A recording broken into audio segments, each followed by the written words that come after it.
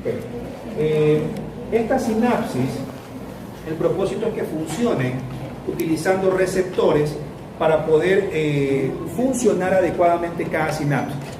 Y eso hace que los receptores se clasifiquen de dos tipos: receptores excitatorios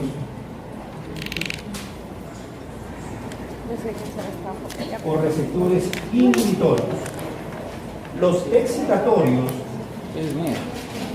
utilizan en casi el 70% de los casos glutamato. Hagan silencio.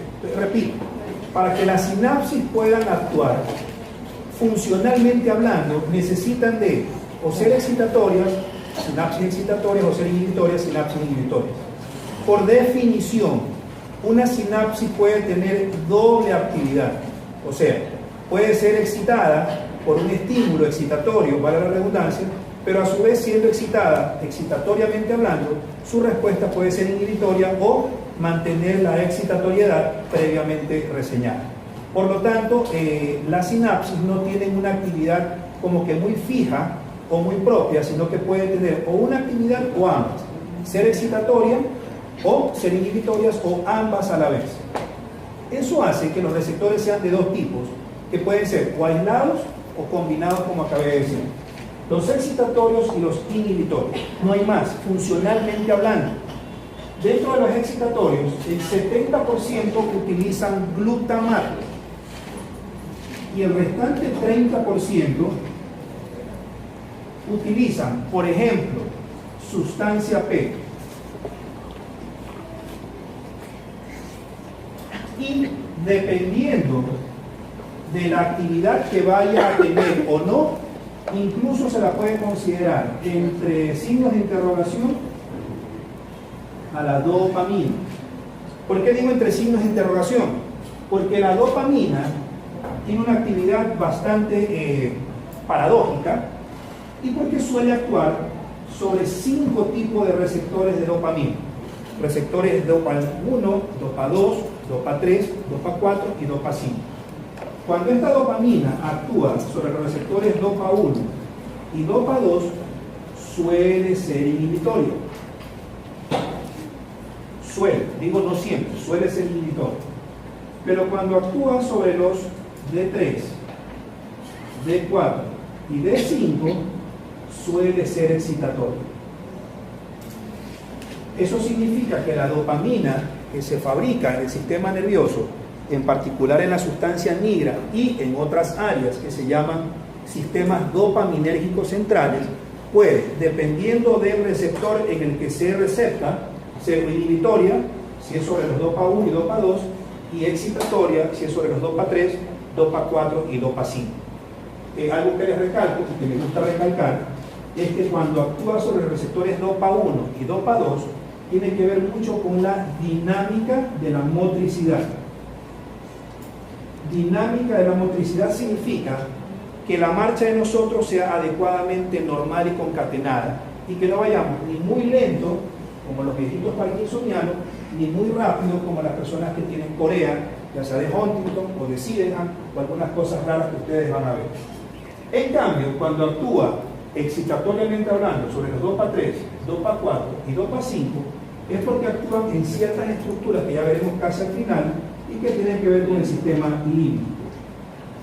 Estos receptores, DOPA 3, DOPA 4 y DOPA 5, cuando son extraordinariamente excitados, son la causal o la explicación de por qué las personas que tienen delirio o demencia tienen alucinaciones visuales, ven cosas raras, alucinaciones auditivas, conversan y escuchan conversaciones fantasmales, o alucinaciones de tipo gustativa, huelen cosas cuando en el ambiente no hay nada que esté oliendo, etcétera, etcétera, etcétera. Y las del glutamato, que son básicamente más del 70%. Estos receptores de glutamato a su vez se dividen en receptores NMDA y no NMDA. Creo que ya vimos qué significaba NMDA, N-metil de aspartato. Y los receptores que no son NMDA a su vez se dividen en receptores AMPA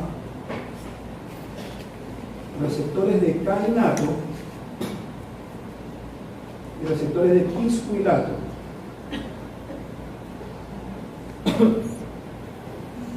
Apréndanselo no de memoria, no lo preguntaré jamás en un examen, pero la variedad última, por lo menos en los últimos 2 a máximo 3 años, en averiguar que existen este tipo de receptores, les da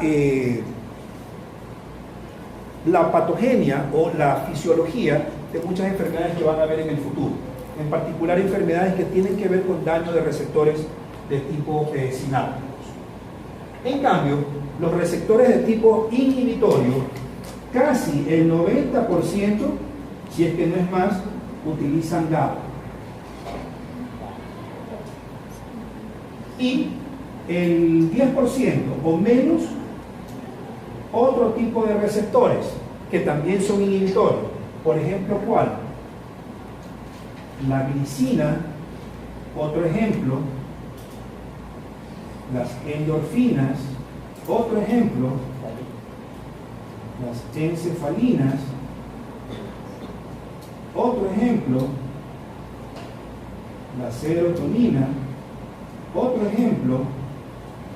Las dinorfinas y algunas que se me escapan, pero por lo menos esas son las más importantes. ¿Sí?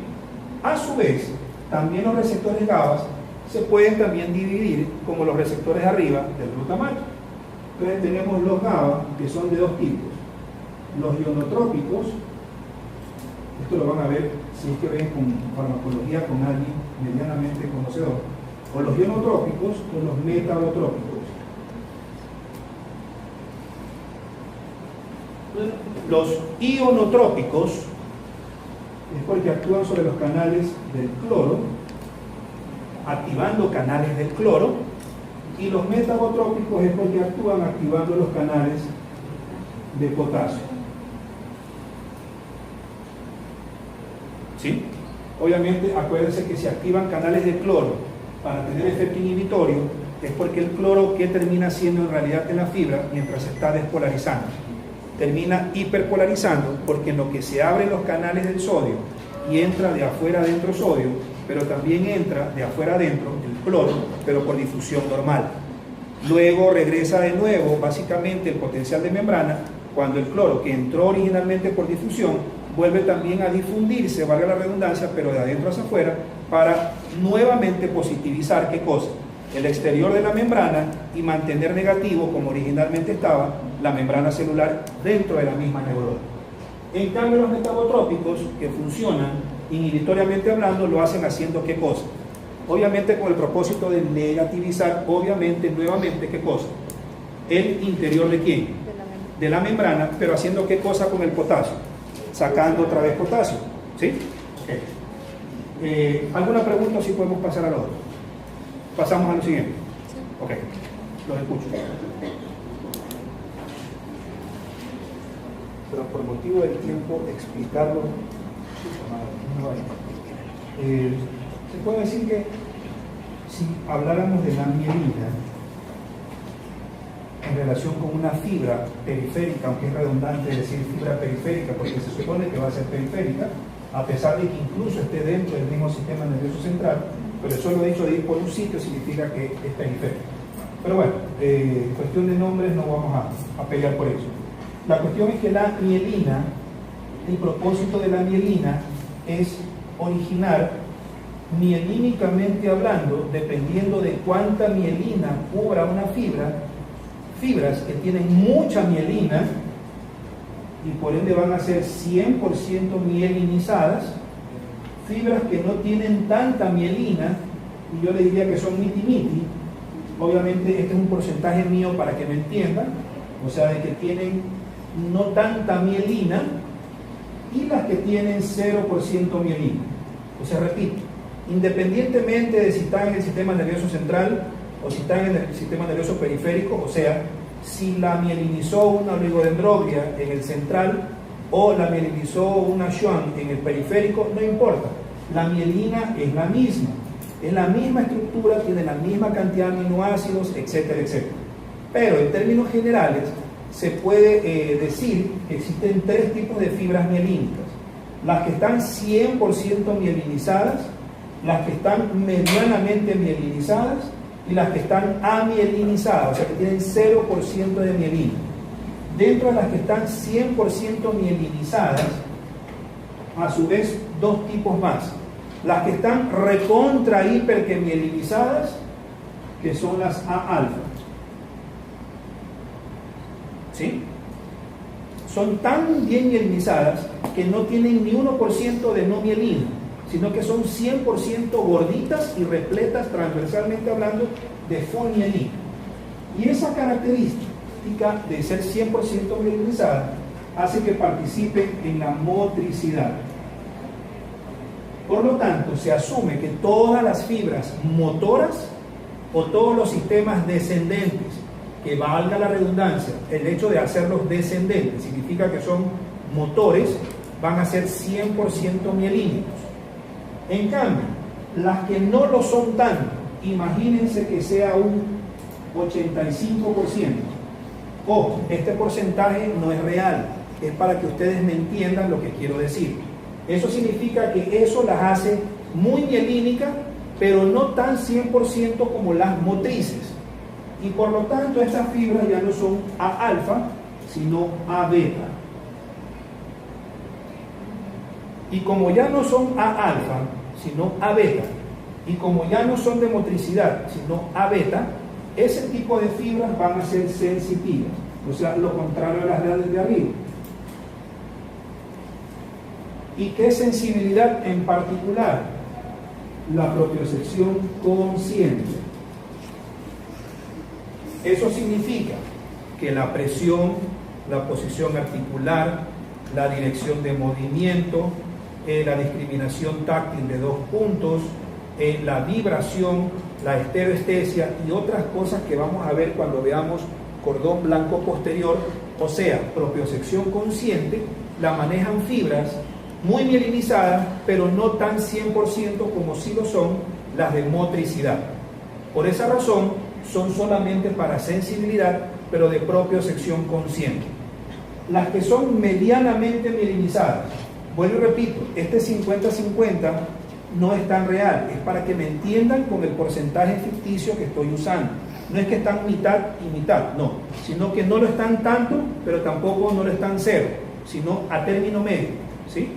Son básicamente llamadas fibras A-delta. Y las A-delta son fibras que también participan en la sensibilidad, pero en la sensibilidad de dolor y temperatura, pero en particular el dolor localizado. Si yo vengo y le pincho a alguien con un alfiler, ese dolor es ahí, localizado. Me pinchó en el dorso de la mano, me pinchó en la nuca, me pinchó en la nalga. Lo puedo describir y focalizar el estímulo doloroso. Eso es fibra A-delta. En cambio, las que no tienen nada de mielina son fibras tipo C. Y esas solamente llevan dos tipos de cosas: o dolor o son autónomas. Y autónomas en particular con algo que vamos a ver en relación con lo que hace la piel cuando nos enfrentamos a una descarga de tipo adrenérgica o simpática. Es por esta razón que estas fibras tipo C, en el hecho de ser autónomas, son las que se excitan cuando hay una descarga simpático-adrenérgica. Por ejemplo, algo nos estresa y salimos corriendo. ¿Se activa qué cosa? La descarga simpático-mimética. Sale noradrenalina, sale adrenalina y sale acetilcolina. Pero es una acetilcolina particularmente rara, porque siendo parasimpática, funciona simpáticamente hablando, porque forma parte del sistema simpático de la médula espinal. Repito de nuevo, a veces crea confusión. Cuando ustedes tienen una descarga adrenérgica, qué sé yo, un incendio, salen soplados, ¿ya? Hay una descarga simpático-mimética o simpático-adrenérgica brutal. Sale noradrenalina, sale adrenalina, pero también sale acetilcolina. Esa acetilcolina es básicamente parasimpática, pero en relación a la piel y al autónomo de la respuesta de huida o frente al estrés, funciona simpáticamente hablando, pero es desde la médula espinal. Eso explica por qué cuando una persona sale corriendo frente a algo estresante, hay vasoconstricción de la piel, hay sudoración o diaforesis, hay piloerección o se nos eriza los pelos o los cabellos. Esa es una descarga simpática, pero no es de noradrenalina, no es de adrenalina, es de acetilcolina, pero que sale de la médula espinal hacia la piel. ¿Qué parte de la piel?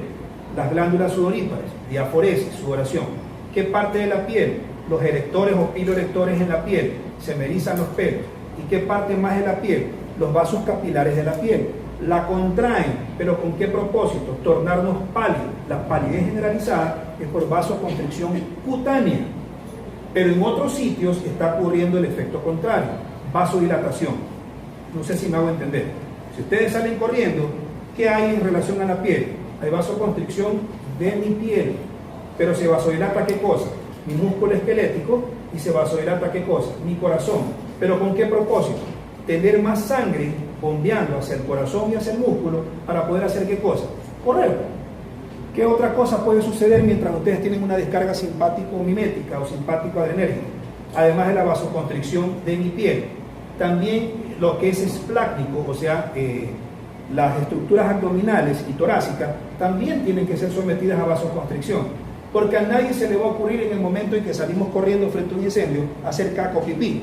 Entonces, obviamente, tiene que haber el efecto contrario, ¿sí? No sé si me hago entender. A nadie. Y para que eso suceda, tiene que haber vasodilatación, pero debe haber lo contrario. Entonces, generalmente, cuando ustedes descargan, simpáticamente hablando, existen dos cosas que se dan a la vez. Vasoconstricción por un lado, pero vasodilatación por el otro. ¿Pero qué se vasocontrae? La piel y las estructuras abdominales. ¿Y qué se vasodilata? El corazón y el músculo esquelético.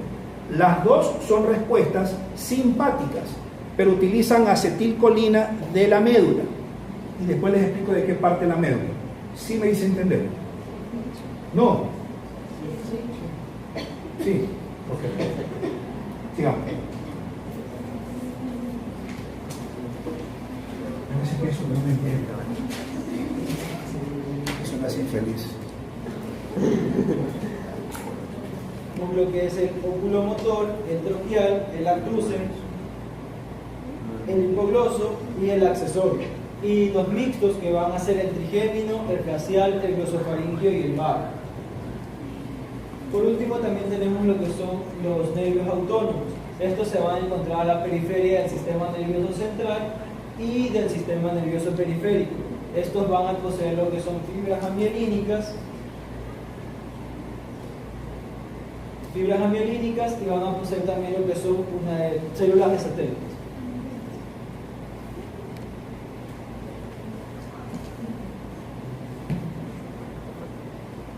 Antes de meternos en conducción, me olvidé, ya antes de mielina, ¿no? Del olivo, bla, bla, bla. Ambas mielinas son la misma. Este es el sistema nervioso central y este es el sistema nervioso periférico.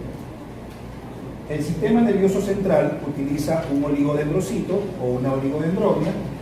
Cada una de estas células, independientemente de las que yo les dije, la 1, la 2, la 3, la 4 o los oligodendrocitos tipo satélites, no le paren bola ya ahorita a eso, ya en forma general, se asume que una oligodendromia X no se mueve de donde ya está ubicada. O sea, estas células, a diferencia de los astrocitos, a diferencia de la microglía, a diferencia de los monocitos, a diferencia de los macrófagos sanguíneos, no viajan con el propósito de llegar a un sitio para atacar o a un agresor, o en el caso de las microglías, actualmente reconocidas, en el caso de agredir a una sinapsis que no esté funcionando, que esté en desarrollo, o que incluso esté silente sin funcionar alguno, o sea, un cerebro relativamente normal. Entonces, esta oligodendromia manda, si cabe el término, prolongaciones, y estas prolongaciones siempre, sin ella viajar, sino mantenerse estática, sus prolongaciones llegan a contactarse siempre con el extremo medial de cualquier fibra que sea mielinizada. Y al llegar al centro, comienza a mielinizar desde proximal y medial hacia arriba y hacia abajo, hacia arriba y hacia abajo, de tal manera que hace esto, plac, desde el centro hacia la periferia. ¿Sí me voy a entender? ¿Sí? Ok. Plac y plac. De tal manera que cuando una enfermedad, esto ya no es parte de la cátedra, pero cuando una enfermedad desmieliniza, la regeneración de una mielina nueva es aberrante, pero siempre va a ser peor en el extremo central de inicio. ¿Por qué? Porque da la impresión de que la oligodendroglía, cuando pretende, después de una enfermedad que me quitó mielina, pretende regenerar fabricando más mielina, pero al inicio lo hace relativamente mal. Pero después, en relación al tiempo, su formación de mielina comienza a ser como que un poquito mejor. No sé si me hice entender. Repito de nuevo. Normalmente la oligodendroglía está ahí y no se mueve. La de acá está ahí y no se mueve. La que está ahí no se mueve. A diferencia del resto de células. Por ejemplo, si yo lesiono un cerebro o una corteza, ¿cómo la parte necrótica se reemplaza? Con astrocitos o con microglía, ¿sí o no? Pero los astrocitos en derredor se mueven para fabricar una cicatriz. En cambio, la oligodendroglía no se mueve. Es una célula hiperestática, o sea, está ahí, ahí y ahí. Pero las fibras están así. Entonces, ¿qué es lo que hace cada oligodendroglía? Manda tentáculos. No me pongan tentáculos en un examen, pero saben a qué me refiero. Entonces, manda prolongaciones y las prolongaciones se topan con las fibras nerviosas. De tal manera que cuando les fabrican mielina, lo hacen del centro o medial hacia lateral o periferia. ¿Sí? Pero cuando algo las lesiona, también la mielina que se va a fabricar nueva es una mielina no tan bonita o no tan buena como la mielina normal. Pero también al formarse de adentro hacia afuera, es como si al principio lo hace, pero lo hace de mala manera. Pero a medida que va pasando el tiempo y del centro a la periferia, la mielina que se va formando hacia la periferia va a ser mejor o peor que la nueva. Mejor. ¿Sí?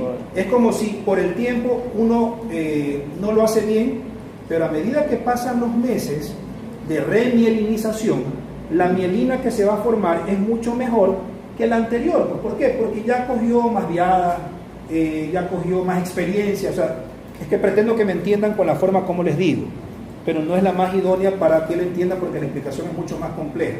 Pero asumo que sí me entienden lo que les quiero decir.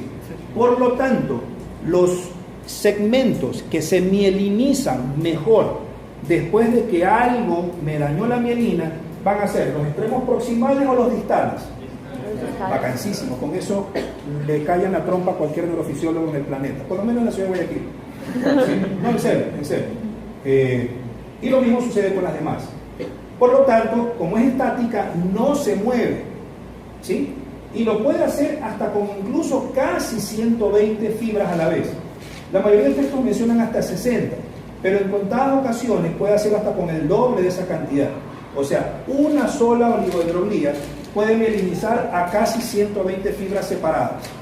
Por lo tanto, es una célula que es hija de su madre en el sentido de mielinización, porque una funciona para 100 y pico. En cambio, la de Schwann lo hace 1 a 1 y lo hace en el sentido horario y antihorario. En algún momento de la gestación, Schwann se acerca a la fibra. ¿Sí? Imaginémonos que la fibra es lo negro y Schwann es como que la engloba o se la come. Y al comérsela, termina haciendo esto. Primero como que se acerca, embrionariamente hablando, y luego como que hace eso.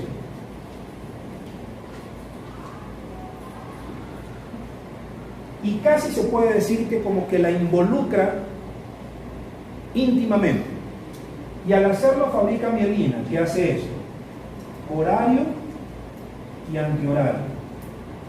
Horario y antihorario. Horario y antihorario. O sea, le da la vuelta así y regresa y de nuevo. Otra vez así y de nuevo. Otra vez así y de nuevo. ¿Sí? Ok. De tal manera que cuando una fibra es mielinizada, siempre por dentro, esta es la fibra, siempre va a haber algo que se llama línea densa mayor.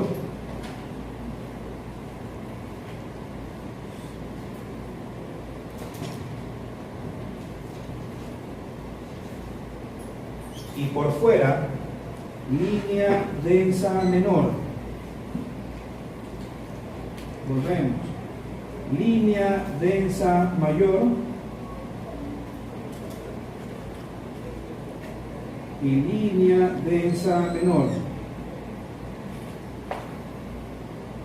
Línea densa mayor. Ya me cansé. Línea densa menor. De tal manera que cuando una fibra cualquiera es mielinizada, siempre su mielina empieza con una línea densa mayor. Y a medida que termina, la última capita por fuera de la cebollita de mielina va a ser una línea densa menor. ¿Cuál es la diferencia? Que la línea densa mayor, que es la negra, es proteína. En cambio, la línea densa menor, que es la azul, es grasa. ¿Eso qué les dice en buen romance? Que debe haber una línea densa mayor, que siempre es proteína, cubriendo íntimamente ¿a quién? A la fibra, para permitirle ¿qué cosa? El traspaso de nutrientes, porque las proteínas sí permiten el paso de nutrientes a través de la ósmosis, ¿sí? En cambio, la línea densa menor siempre debe ser de grasa y tiene que estar siempre por fuera, externamente hablando, para hacer ¿qué cosa? Aislante. Por lo tanto, la mielina no es un conductor, es lo contrario, es un aislante, ¿sí? De tal manera que si yo mielinizo una fibra, y estos son 3 principios básicos, métanse en la cabeza. Si esta es una fibra y la fibra está mielinizada, imaginémonos que esta fibra tiene 1 metro de largo y esta otra de acá también tiene 1 metro de largo, ¿sí? Imaginémonos que la distancia transversal de mielina es la misma que el de acá, o sea, es la misma distancia en nanómetros, ¿sí? Entonces, primer principio, la longitud. Es lógico asumir que mientras más larga es la fibra, paradójicamente es más conductible, o sea, permite una mayor conducción, pero no es por lo larga que es, sino porque mientras más larga es, por lógica va a tener más mielina. En cambio, al revés, mientras más corta es, probablemente no tenga casi nada o 0% de mielina. Miren que se comporta paradójicamente hablando. Mientras más larga es la fibra, se asume que su conducción va a ser mayor, pero no por lo largo, sino porque si más larga es, más mielina tiene que tener. Si es más corta, o no tiene casi nada, o no tiene nada. Entonces hay 3 principios. Primero, la longitud. Mientras más larga, mejor la conducción. Pero también tienen que haber 2 características más. Mientras más diámetro transversal tenga de mielina, o sea, si yo cojo esto y lo pongo así y lo corto sagitalmente hablando, y esta es la fibra, cortada así y vista así, o sea, axialmente hablando, imaginémonos que esta es toda la mielina que la cubre. Pues vamos a dibujar otra fibra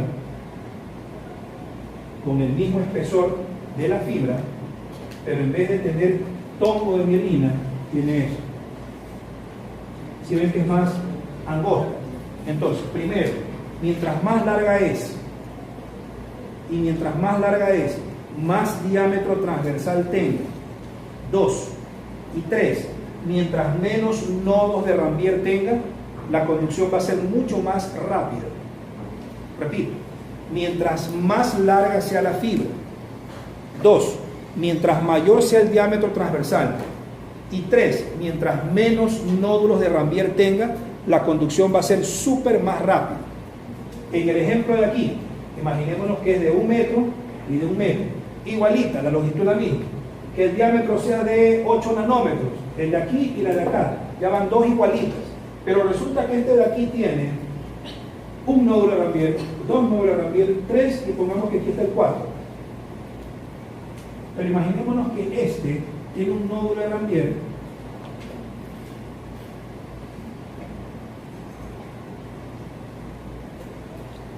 aquí pongamos más, pongamos la más larga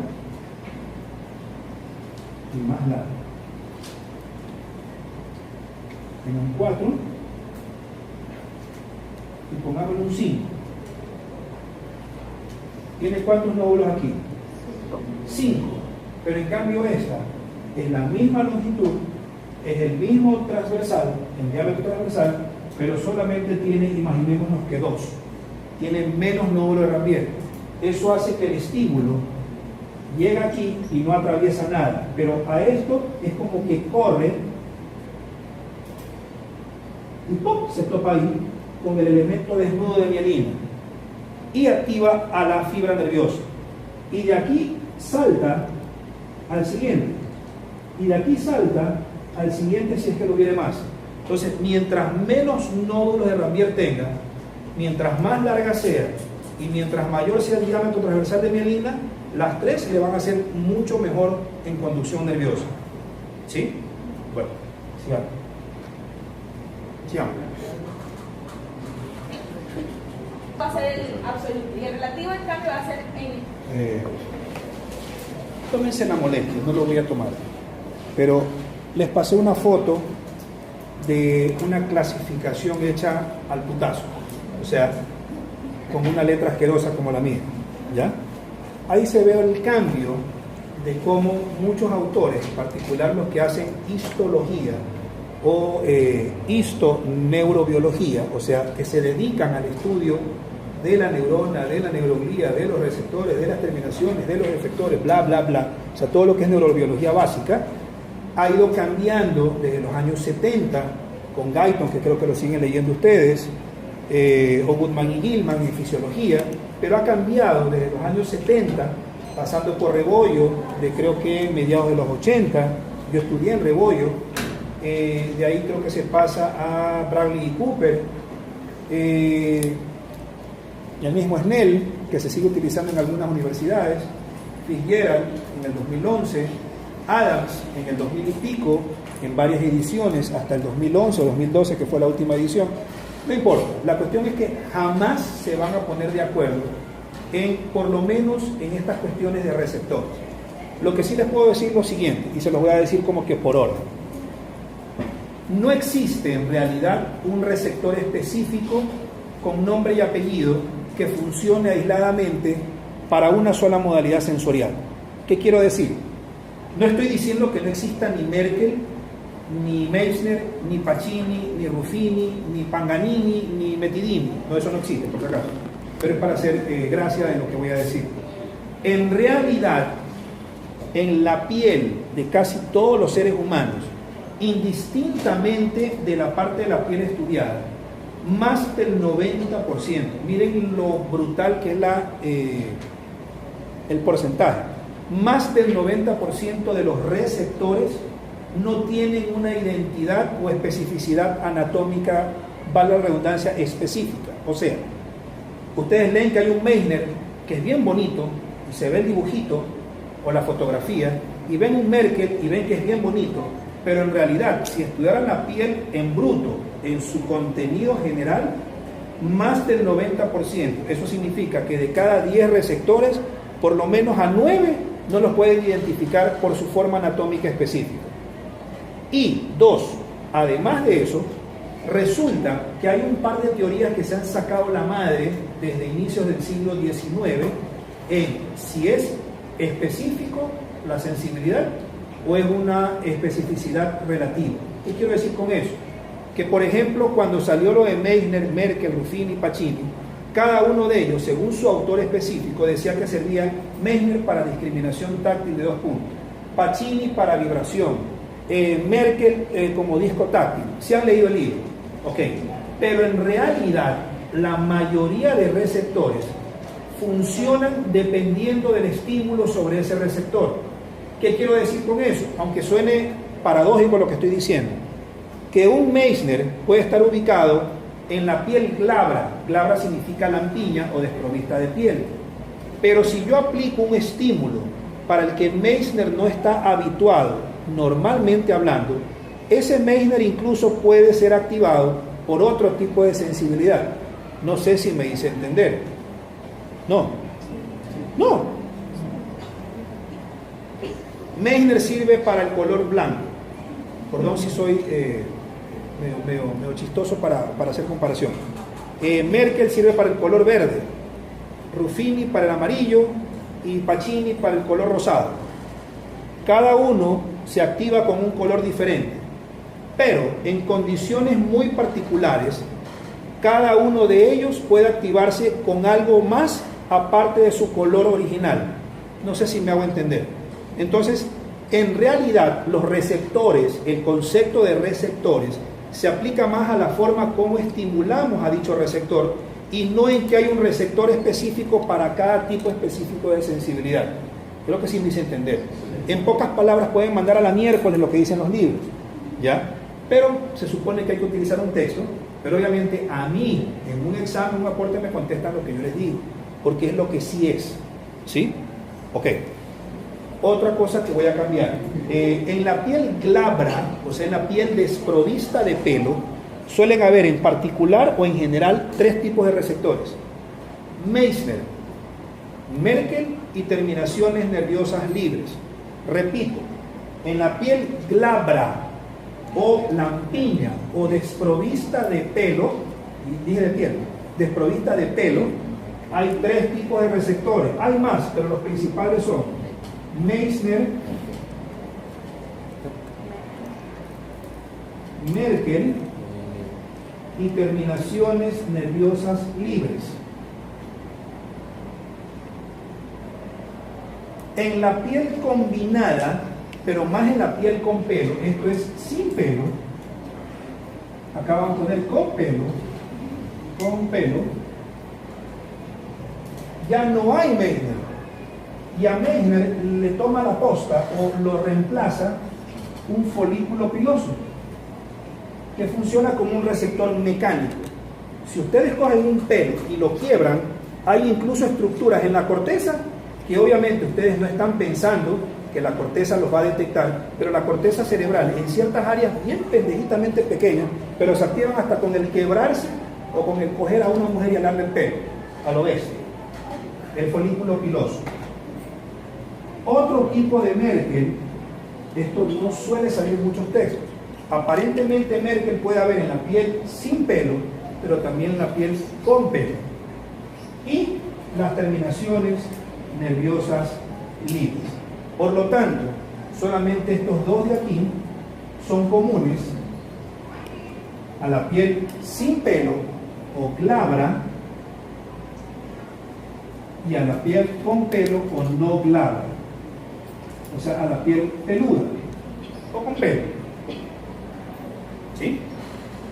Y en tercer lugar, esta es una clasificación mía, una segunda clasificación y una tercera. Estos de aquí son generalmente cutáneos, o sea, están en la piel, básicamente superficial cutáneo, pero estos que voy a nombrar acá son subcutáneos. O sea, están en el tejido celular subcutáneo, por debajo de la piel. Y son Pacini, que se escribe Pacini, y Ruffini, que se escribe con doble F.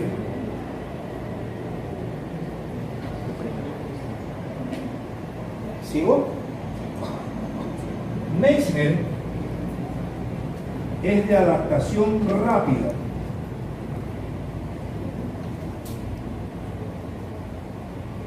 Y Merkel es de adaptación lenta. Ya les explico qué significa adaptación rápida y adaptación lenta. Lo escriben, pero no lo explican. Y Pacini es de adaptación rápida y Ruffini es de adaptación lenta. ¿Qué significa la adaptación rápida? Que ni bien inicia el estímulo, se salta todo el receptor hasta el final del estímulo. Eso hace que el estímulo viaje mucho más rápido. En cambio, los de adaptación lenta es totalmente al revés. Se mantiene un estímulo en forma continua y de manera persistente, de manera que eso lo hace ser, ¿qué cosa? Más torpe y por lo tanto más lento. Entonces repito, ¿qué significa que un receptor, estos, sean de adaptación rápida? Que una vez que inicia el estímulo, este se salta todo el receptor hasta el final del estímulo. Por lo tanto, obvia el transcurso del mismo. En cambio, lo contrario, los de adaptación lenta es o funcionan con un estímulo que se mantiene en forma continua y persistente. Por lo tanto, inicia, pero hace todo el recorrido a lo largo del receptor. Por lo tanto, si lo hace todo el recorrido a lo largo del receptor, obviamente la adaptación va a ser mucho más prolongada en tiempo y por ende más lenta. ¿Sí? ¿Sí me entendieron? No me hagan repetir. Sí. Ok, sigamos. Sigamos.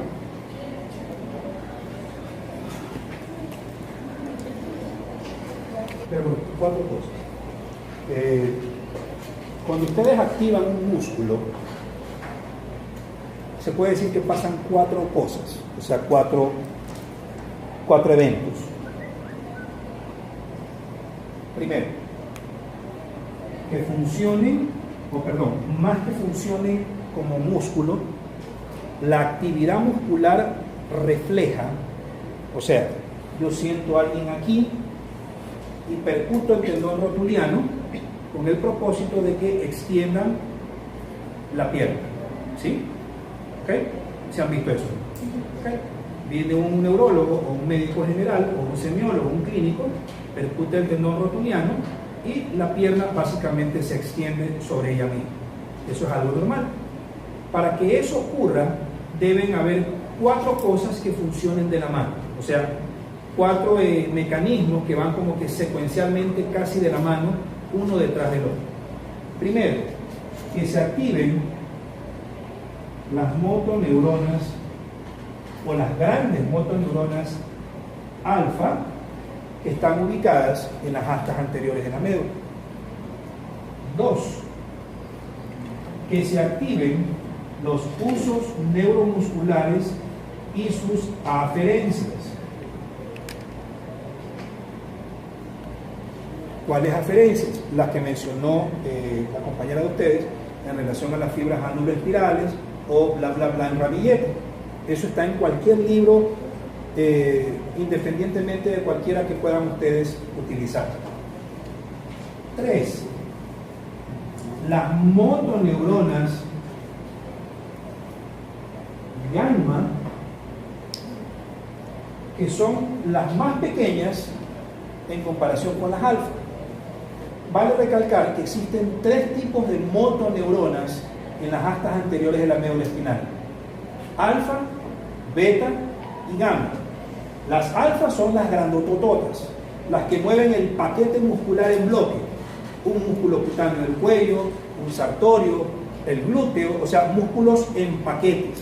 Por eso son motoneuronas alfa, porque mueven paquetes musculares grandes, mueven toda la musculatura del tronco, mueven toda la musculatura de un brazo, de un antebrazo, la mano, los dedos, el cuello, las piernas, o sea, grandes paquetes musculares. 2. El uso neuromuscular y sus aferencias, ya sean en ramillete o en cadena, o en el, ¿cómo fue la primera? O en ángulo espiral. 3. Las motoneuronas gamma, cuyo propósito es mover a la fibra intrafusal, o sea, la recóndita más chiquita de las fibras dentro de un músculo, o sea, la fibra muscular microscópicamente hablando. Y 4, la motoneurona beta. La motoneurona beta excita tanto al uso neuromuscular propiamente dicho como a la fibra extrafusal.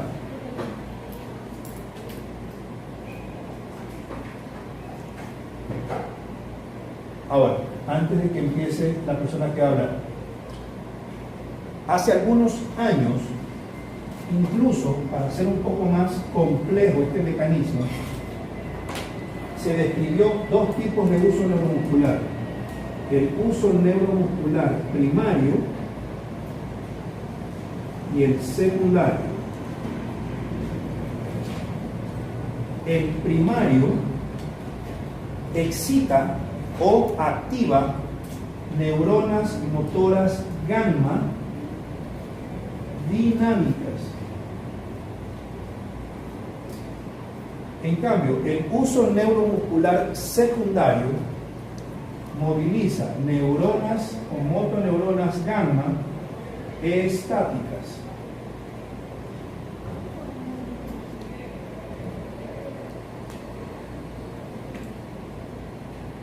Esta parte es densa, pero me va a servir en el futuro. Sigo. ¿Qué significa que es dinámica y qué significa que es estática? Esto cópienlo como se los voy a dictar.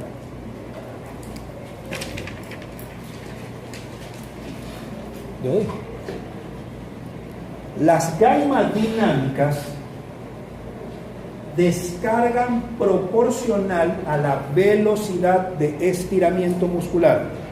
Repito, las gamma dinámicas descargan proporcional a la velocidad de estiramiento, pero son independientes de la longitud de ese estiramiento.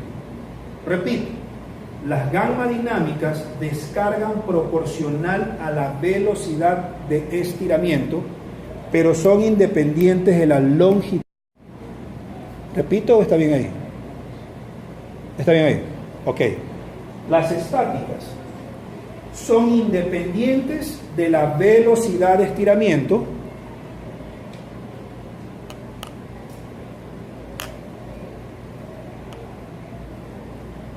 pero descargan proporcional a la longitud de estiramiento. O sea, son exactamente ¿qué cosa?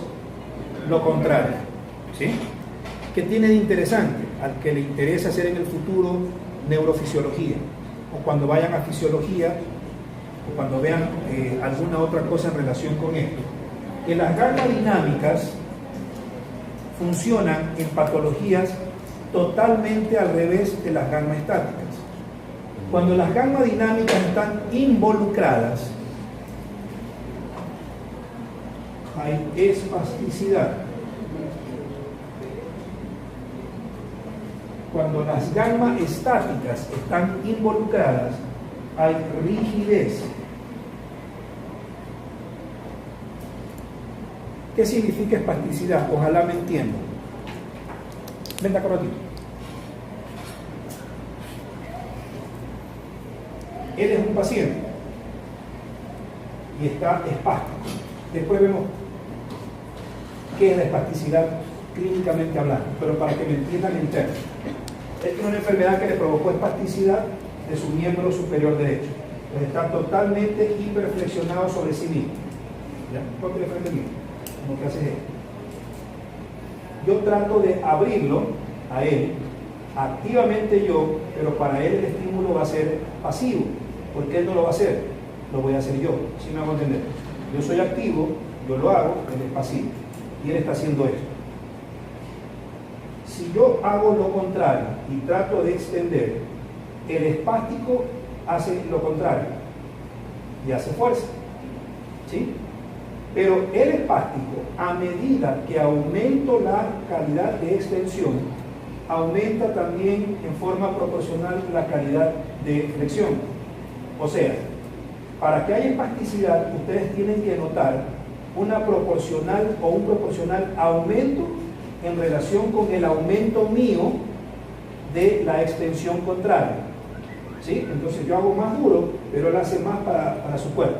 No lo hace él, es parte de la patología. En cambio, la rigidez puedo hacer o despacito o recontra, no despacito, pero siempre va a ser la misma forma uniforme de flexión. No es lo mismo, si se dan cuenta que no es lo mismo. Okay. Sí. Entonces, eso es espasticidad y eso es rigidez. La espasticidad ustedes la ven en los infartos cerebrales. La rigidez la ven en la enfermedad de Parkinson. Solamente con manejar lo que les acabo de decir, Ustedes cojan a un paciente en su familia y comiencen a ver si está espástico o rígido, nada más, y van a salir dándose cuenta de lo que les estoy diciendo, ¿sí? El reconocer esto solamente con el jaloneo, les abre la puerta a qué patología puedo estarme enfrentando. ¿Se me entiende? Sí.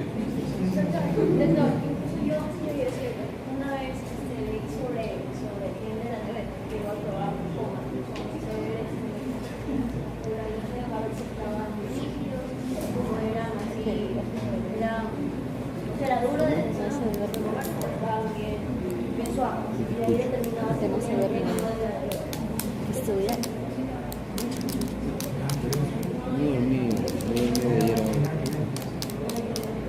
O sea, si vamos a hablar del gen de la diabetes, tiene que ser la diabetes o infantil o la diabetes cromosómicamente hablando, la que traspasa la madre a través de su genoma al niño, o por lo menos la diabetes de tipo 1, o sea, la infantil o juvenil. Pero, primera vez que escucho eso. Aparte que la diabetes no es una enfermedad que altera motricidad per se, sino sensibilidad, y más que motricidad. El diabético no deja de caminar, pero sí deja de sentir. ¿Por qué? Porque la diabetes o la hiperglicemia destruye la vaina externa de mielina y lo que hace es conducir en forma errática, estúpida y torpe la conducción nerviosa a través de fibras, pero básicamente sensitivas. Es por eso que el diabético camina, en particular el diabético tipo 1, está en la playa, se mete una lata, se corta y se da cuenta después de 10 días que tiene una gangrena. Pero es por sensibilidad, pero no es por esto. No tiene nada que ver. Bueno, sigamos.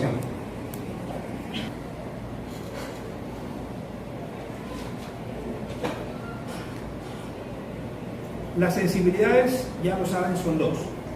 La de dolor y temperatura, que es exterosección, y la de propiocepción consciente, que es vibración, discriminación, tacto, posición articular, dirección de movimiento, estereostesia, discriminación táctil de 2 puntos, bla, bla, bla. ¿Ya estamos de acuerdo con eso? Ok. En relación al dolor y la temperatura, entra el dolor. Para entrar el dolor necesita a un nervio, obviamente a la parte sensitiva de un nervio, ¿qué cosa? Raquídeo, ¿sí? O espinal. Al entrar el dolor y la temperatura, se queda la mayor proporción de la sensibilidad en el sitio por donde entró, pero el resto se va 1 o 2 segmentos para arriba y 1 o 2 segmentos para abajo. ¿Cuáles son los segmentos con los que yo más me suelo ubicar para ubicarlos a ustedes en relación al espacio que se llama dermatómera o metámera? ¿Qué es el dermatoma? El dermatoma es la inervación segmentaria de la piel en relación a la médula espinal. Eso significa que la médula espinal está como que segmentada en segmentos, valga la redundancia. O sea, tenemos, qué sé yo, comencemos con la médula cervical baja. Tenemos C8, T1, T2, T3, T4, T5, T12, L1, S2, S4, no sé si me hago entender. Entonces, esta es la médula espinal. Pero la médula espinal está segmentada, valga la redundancia, en segmentos. ¿Sí? Ahora, ¿cuáles son los niveles que yo más suelo utilizar para explicar? El T4 y el T10. ¿Por qué el T4 y por qué el T10? Porque el T4, o para otros autores el T5, siempre va a estar ubicado, dependiendo del autor, si es un norteamericano o europeo, va a estar ubicado en las tetillas o en el pezón de las mujeres, ¿sí? O T4 o T5.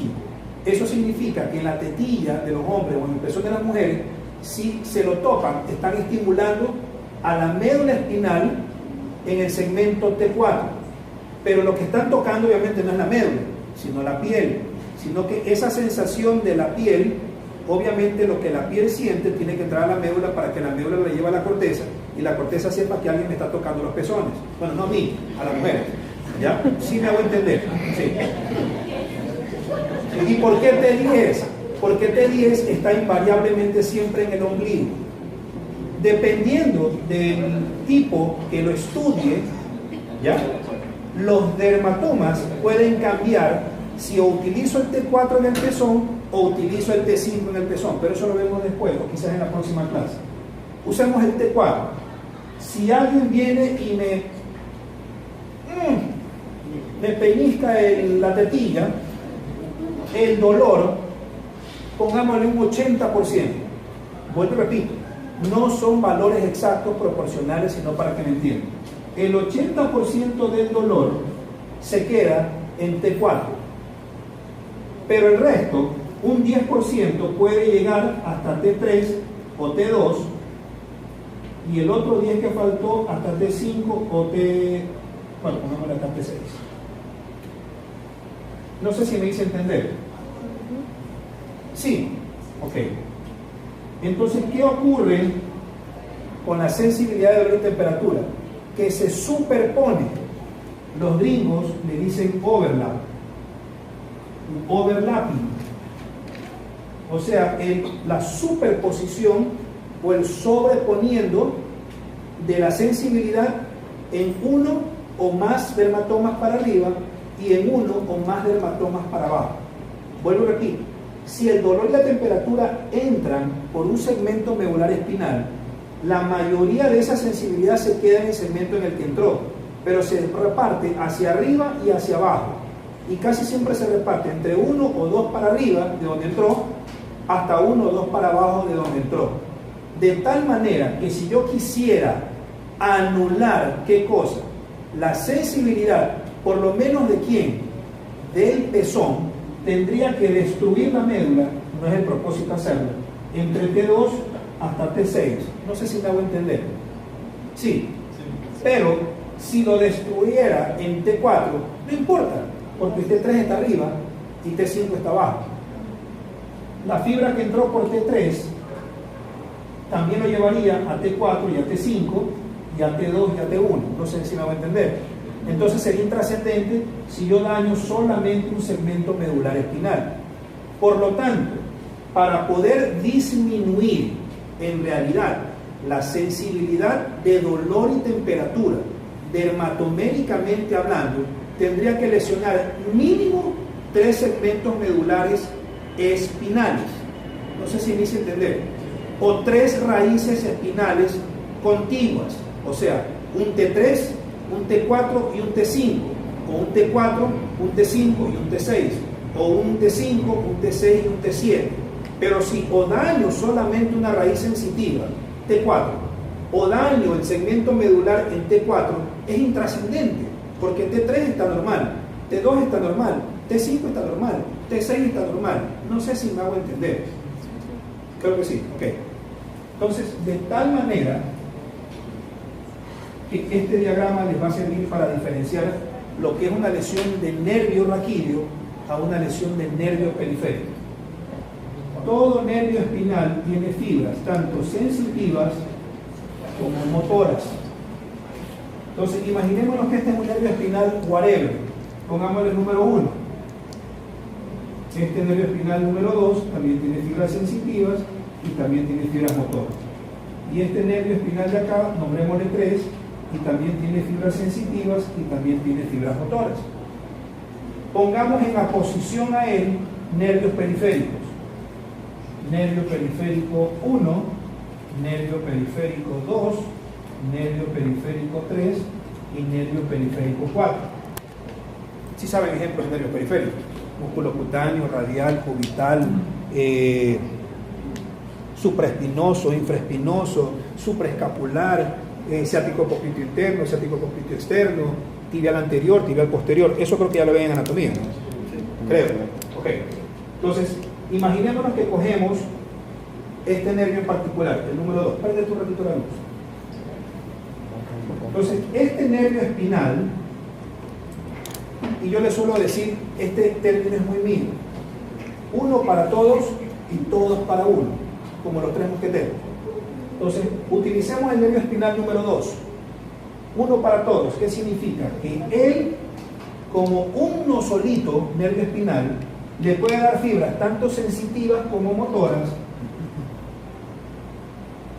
¿A cuántos? A varios nervios periféricos. Uno para todos, ¿sí me entienden? O todos para uno.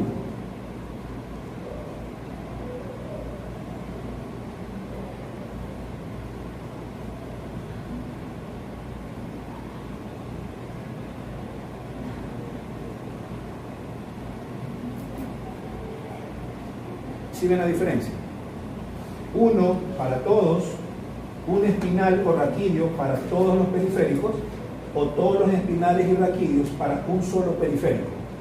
Eso significa que siempre van a ser relativamente parecidos la lesión de un segmento medular espinal, una raíz sensitiva o una raíz motora, o un nervio espinal o raquídeo, pero cualquiera de estos tres va a ser totalmente diferente, o sea, no igual a si lo que se lesiona es un nervio periférico.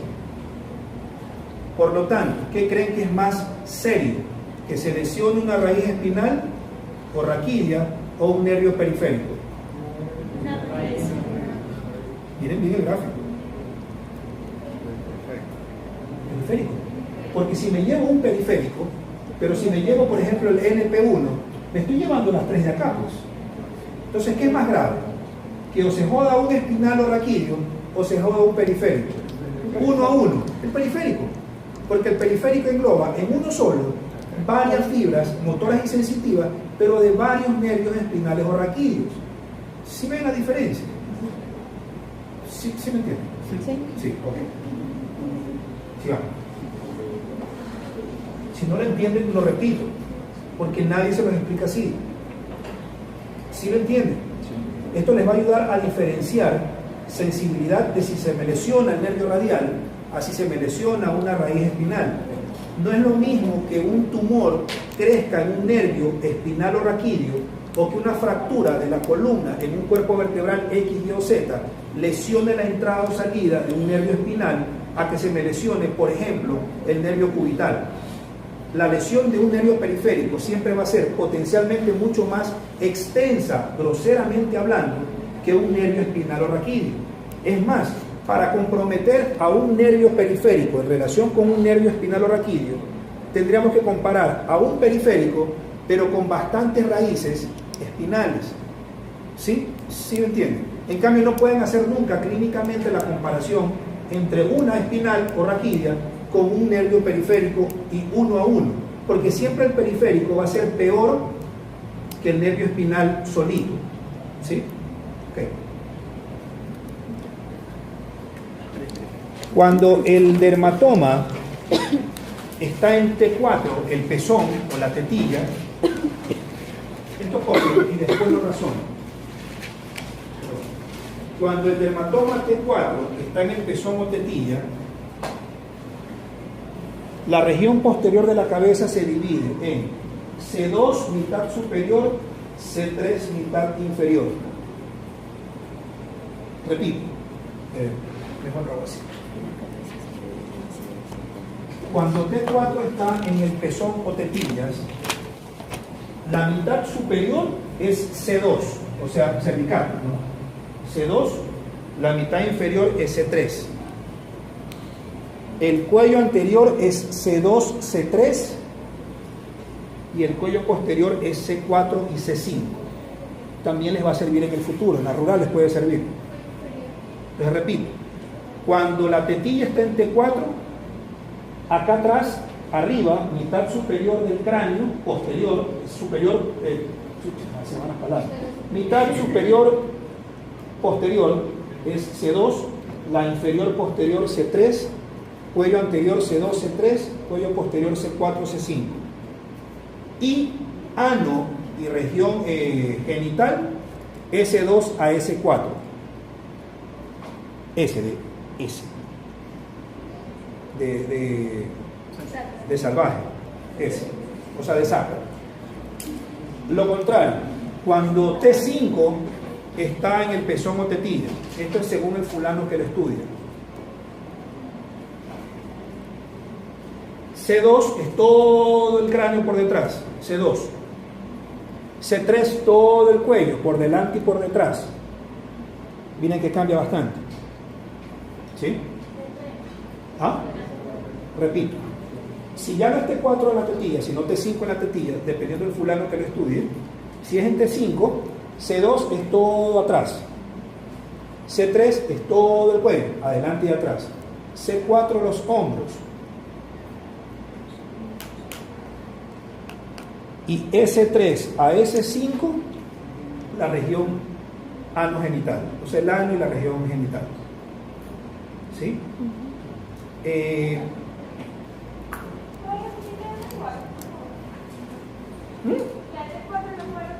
Otra vez. C2 acá arriba, C3. C2, C3. Acá adelante en el cuello, C2 y C3. Acá atrás, C4 y C5. Y no me hagas que te señale acá, pero S2 a S4. ¿Sí? ¿Sí lo entendieron? Sí. Ya. Los que van a ir mañana, o el miércoles, ¿cuándo era? Mañana. ¿Quiénes? Ya, un ratito, ya nos vamos. ¿Quiénes fueron el día miércoles? A ver, un ratito, ya nos vamos. El grupo 2, ¿no? Ya, el grupo 2 es el de Estefanía, Camila, Gregory y Ana. Sí fueron los 4, ¿no? Los 4 fueron, sí. ¿Cuándo fueron?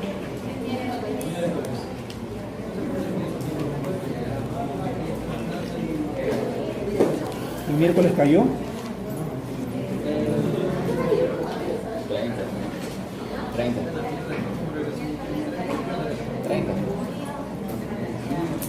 30, ¿no? Miércoles 30.